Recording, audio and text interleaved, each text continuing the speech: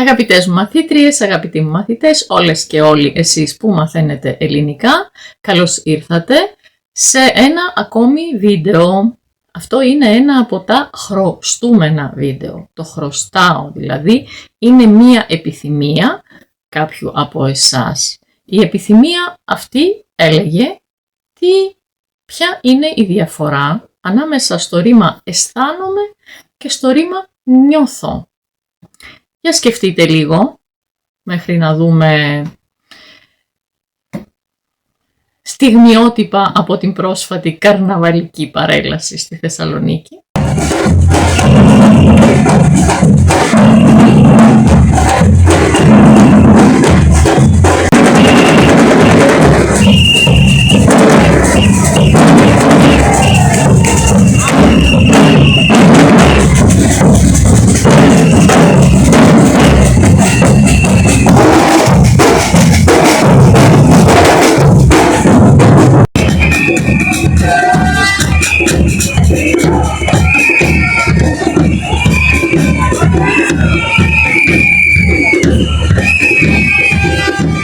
Ας ξεκινήσουμε με το ρήμα αισθάνομαι.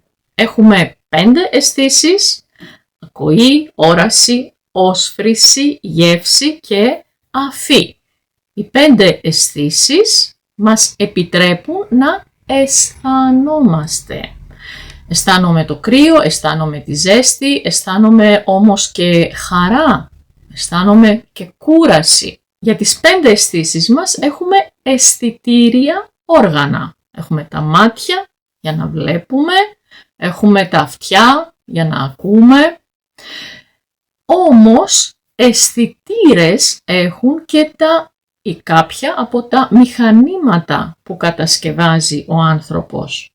Πλησιάζουμε σε μία πόρτα και η πόρτα ανοίγει. Γιατί κάπου εκεί υπάρχουν αισθητήρες κίνησης. Ή ανάβει ένα φως. Υπάρχουν αισθητήρες κίνησης και εκεί. Λοιπόν, αυτό που νιώθουμε είναι ένα αίσθημα. Μάλιστα οι άνθρωποι που είναι επιρρεπείς, που έχουν την τάση να ερωτεύονται, να καταλαμβάνονται από αισθήματα όταν είναι ερωτευμένοι ή να ερωτεύονται εύκολα, λέγονται αισθηματίες. Αισθηματική είναι μια ταινία που μου προκαλεί διάφορα συναισθήματα, λύπη, χαρά. Και αισθητική είναι μια λέξη που την γνωρίζετε υποθέτω, γιατί έχουμε 2 επιστήμες, την ηθική και την αισθητική. Είναι η επιστήμη που μελετά το ωραίο. Έχουμε όμως και ανθρώπους που ασχολούνται με την αισθητική, όχι σε ακαδημαϊκό επίπεδο, αλλά τι κάνουν? Φροντίζουν να μας κάνουν όμορφους. Έχουμε τα κέντρα αισθητικής. Έχουμε ανθρώπους που σπουδάζουν την αισθητική με την έννοια του καλοπισμού.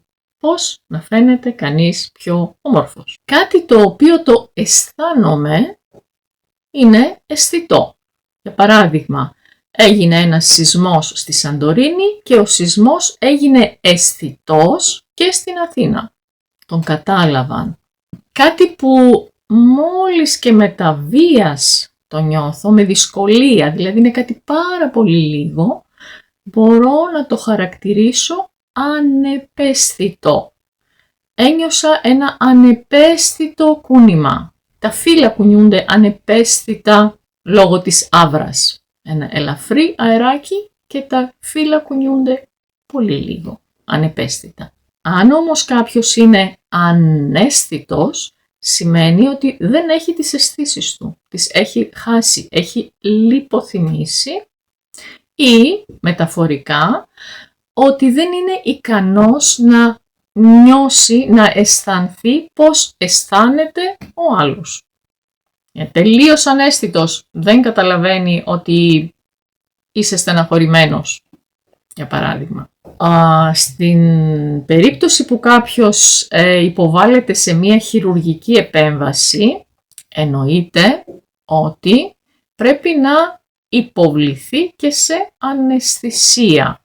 Υπάρχουν αναισθησιολόγοι που κάνουν αναισθητικές ενέσεις και έτσι ο άνθρωπος χάνει τις αισθήσεις του για ένα διάστημα με σκοπό να μην νιώσει όσα γίνονται στη διάρκεια της επέμβασης. Ο άνθρωπος ο οποίος εύκολα νιώθει, αισθάνεται το πώς αισθάνεται ένας άλλος, του οποίου οι αισθήσεις είναι πάντα σε ετοιμότητα, είναι πάντα έτοιμος και μπορεί βλέποντας, ακούγοντας κάτι, ζώντας κάτι, να λυπηθεί ή να χαρεί. Αυτός ο άνθρωπος είναι ευαίσθητος. Η αντίθετη λέξη του αναίσθητου είναι ευαίσθητος. Και οι άνθρωποι οι οποίοι αισθάνονται πώς αισθάνεται ο άλλος, μπαίνουν στη θέση του δηλαδή, αυτοί έχουν ενσυναίσθηση. Προσέξτε, γιατί στα αγγλικά αυτή η λέξη αποδίδεται με την λέξη empathy. Όμως empathy, παρότι είναι μια λέξη ελληνικής καταγωγής, δεν σημαίνει το ίδιο πράγμα στα ελληνικά. Στα ελληνικά η λέξη εμπάθεια έχει αρνητικό πρόσημο, δηλαδή εμπαθής είναι ο άνθρωπος ο οποίος ζηλεύει, ο οποίος θέλει το κακό του άλλου ανθρώπου, νιώθει αρνητικά συναισθήματα, ο μοχθηρός άνθρωπος είναι εμπαθής. Οπότε αν θέλετε την λέξη empathy να την αποδώσετε στα ελληνικά, δεν θα πείτε εμπάθεια, παρακαλώ, θα πείτε ενσυναίσθηση. Άνθρωπος με ενσυναίσθηση. Καλέσθητος είναι αυτός ο οποίος είναι καλόγουστος, είναι φτιαγμένος με καλό γούστο. Το αντίθετο είναι ο ακαλέσθητος. Αυτά είναι σύνθετες λέξεις, έτσι, καλό και το α μπροστά, το στερητικό.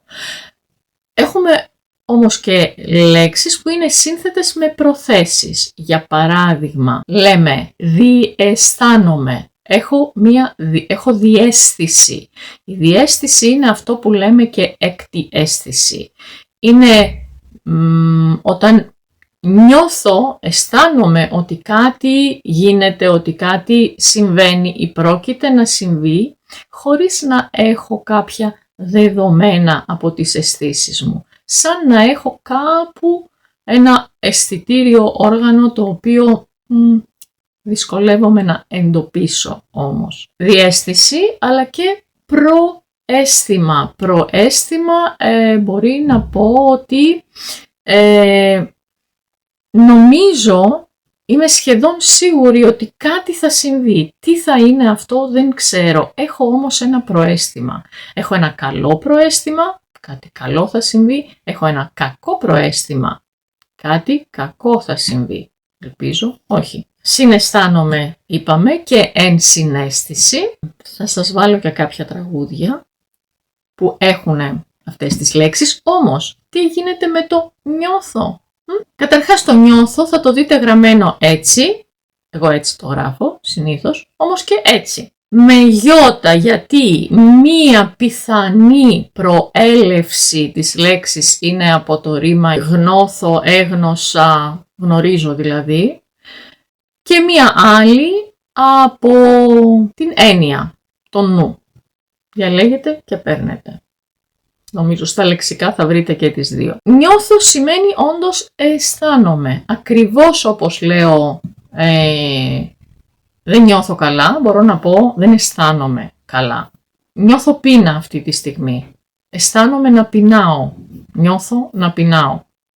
Το ίδιο πράγμα. Όμως νιώθω μπορεί μερικές φορές να το χρησιμοποιούμε σαν συνώνυμο του καταλαβαίνω.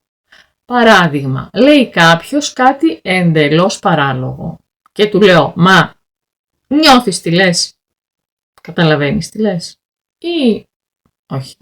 Μπορεί να σημαίνει γνωρίζω. Παράδειγμα, μπορώ να πω εμπιστεύομαι πάρα πολύ την κρίση του σχετικά με τους πίνακες ζωγραφικής, γιατί νιώθει από τέχνη. Εδώ σημαίνει γνωρίζει, ξέρει, έχει μελετήσει, ίσως έχει σπουδάσει κάτι σχετικά με τέχνη. Μπορεί όμως να σημαίνει και ακούω. Παράδειγμα, μιλάω και κάποια στιγμή αντιλαμβάνομαι ότι αυτός στον οποίο μιλάω μάλλον δεν ανταποκρίνεται και λέω «Α, καλά, δεν νιώθει καθόλου». Δηλαδή η μία συγκεκριμένη εδώ αίσθηση δεν λειτουργεί. Μπορεί βέβαια να σημαίνει και προαισθάνομαι. Είπαμε ότι προαίσθηση είναι όταν αισθάνομαι κάτι που πρόκειται να συμβεί. Τα ζώα νιώθουν τον κίνδυνο πολλές φορές πριν τον νιώσει ο άνθρωπος. Προαισθάνονται τον κίνδυνο.